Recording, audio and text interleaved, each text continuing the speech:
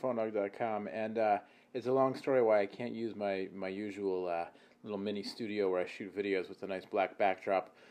So instead of telling you the story, I'm just going to point out that I have this awesome backdrop with strawberries on it, which is fantastic. It's making me hungry, so let's do the video. It's the Sprint Lotus Elite from LG, the successor to the Lotus. Get these headphones out of the way. We saw it over at CES. Adriana did a little hands-on video from the LG booth, and now we've got one in the privacy of my very own strawberry-covered backdrop. $99.99 after a $50 mail-in rebate if you buy it from Sprint with a 2-year contract. That's the launch price, $100. And it's largely similar to the original Lotus, which is a phone I really like personally. Kind of a unique form factor, but I thought it worked. Big difference is it's got a touchscreen on front with a dude who looks kind of like that guy from that TV show, Chuck. You see that? Doesn't he look sort of like Chuck? I don't really watch that show that often, but I don't know. And then this girl who's like, oh, hey Chuck, what's up? Anyway, here you go, Lotus Elite. I'm going to open it this way so you don't see the phone number on the side of the box, because that would be bad. There we go. Inside the box, you get the Lotus Elite in red with a little paisley pattern on it. We'll get back to that in a second. Actually, you know what? Let's fire it up now so it can boot up while we're doing the rest of the video. Isn't that clever? That's how you know I'm a professional, because I plan ahead. Also in the box, you get a whole bunch of manuals and a prepaid envelope to send your old phone back in, which you really should do. It's important to recycle. And a charger, and a red leather strap, which is fantastic. Like, it even says Lotus Elite. And a micro SD to SD card adapter. Officially, the phone supports SD cards, micro SD cards, rather, up to 32 gigabytes. So here's the phone, touchscreen on the front. I guess they could have called it Lotus Touch, but they also launched the Rumor Touch, so I think they wanted to differentiate Lotus Elite. Also, you know, like, the audience, I'm saying like a lot, the audience for this phone might be more into the word Elite than the word Touch. I don't know, just a guess. Let's get the film off the inside, and the film, there's a lot of film in this phone. You don't really want to watch 5 minutes of me peeling protective film off, but there is a lot of film in this phone.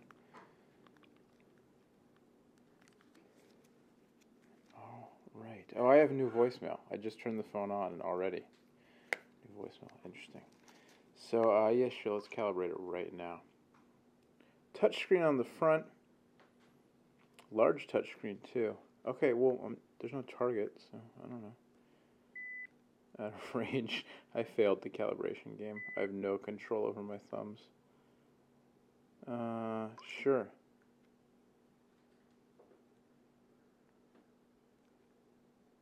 Accept.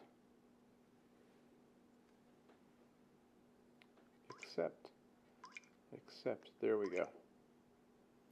Alright, so from the front screen, some haptic feedback, and a flying butterfly, and a little drawer, messaging, slideshow, speed dial, contacts, and a little cube interface I can slide around. There's a slideshow. No contacts in my phone book.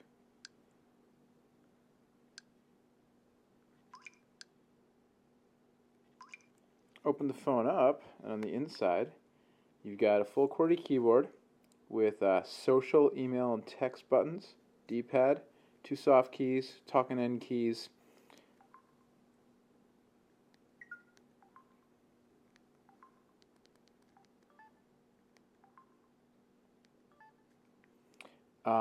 speaker button that took me to my history log, back button, 2 megapixel camera. That's clever. It's on the hinge, so when the phone's closed, well, is that clever? When the phone's closed, you can, yeah, because you can use it with the touchscreen, I'm assuming. If I unlock the phone, and I press the camera button on the side, and then I can use the camera this way. And then if I open the phone up, I can take self-portraits. Hi, Mom. The Sprint one-click interface up there on the top. On the right side of the phone, we've got a camera button, a lock button, micro SD card slot with a 1 GB card pre-installed.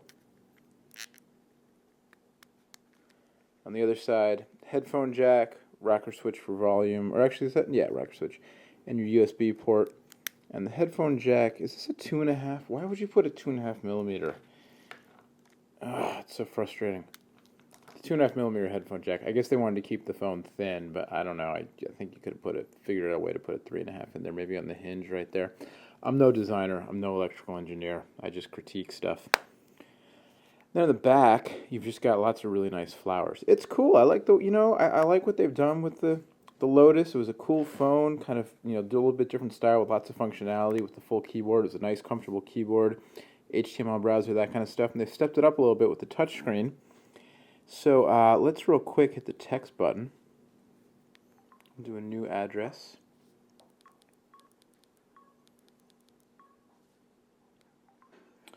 And the stylish brown fox was all that and a bag of chips.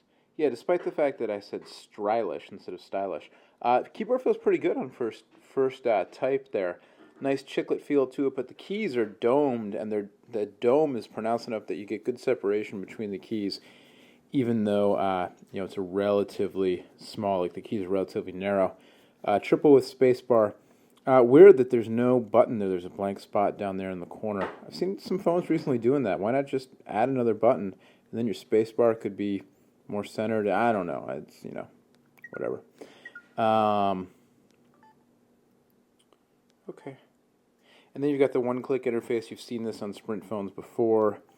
But let's see what happens if I hit the social button. I can customize. I can go straight to, so it's a shortcut to the one-click interface. You can go straight to whichever tile you want, Facebook, MySpace, or Twitter. And then from the outside of the device,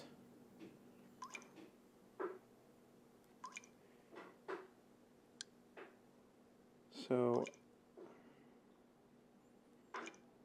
I'm wondering, actually, can you message? You can text message from the outside, right? I keep doing that. That's not the right thing to do.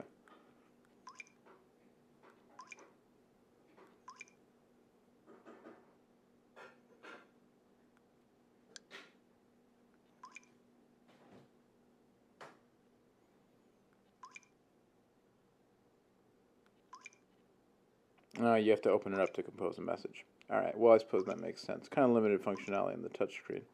But, they can say it as a touchscreen, right? And I would assume that I should be able from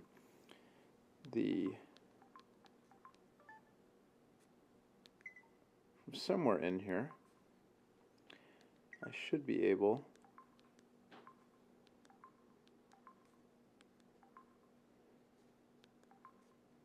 to change the screensaver on the outside of the phone. Can I do that?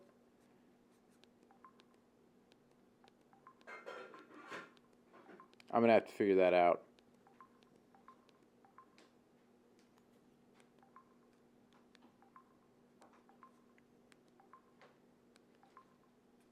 You would think there's got to be a way. I'll figure it out. Probably by the time I post this video, one of you will figure it out and you'll let us all know. Anyway, there you go. Unboxing, first look at the Lotus Elite from LG and Sprint. Available now, $99.99 after rebate with a 2-year contract direct from Sprint. If you hunt around the web, you might be able to find it cheaper. I don't know. You can do that if you want to.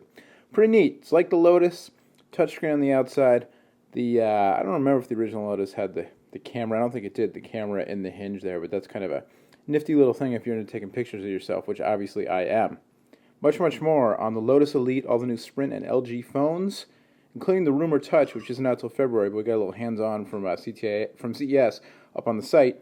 And the site is called phonedog.com. That's where you can go to see it all. Till next time, I'm Noah. Thanks for watching. We'll see you later.